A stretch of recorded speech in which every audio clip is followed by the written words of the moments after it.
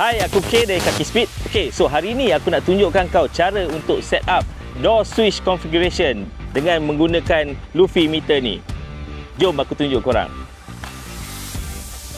Okay, sekarang kita nak tunjuk cara untuk set up door switch configuration, iaitu isyarat pintu. Mula-mula kita tekan dekat menu button.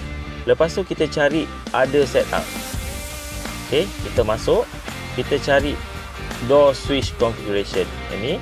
Lepas tu masuk. Ok, so bila dah keluar macam ni, kita test buka pintu. Nampak position pintu dia salah. So kita kena switchkan nombor dia ni.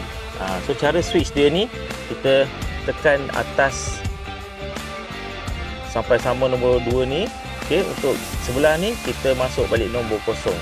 Switch position. Tengok, dah betul lah. Ok, so kita tutup. Itulah cara dia untuk door switch configuration.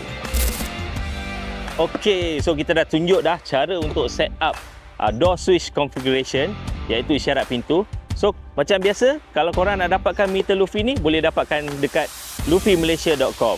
Ok, kasih on je.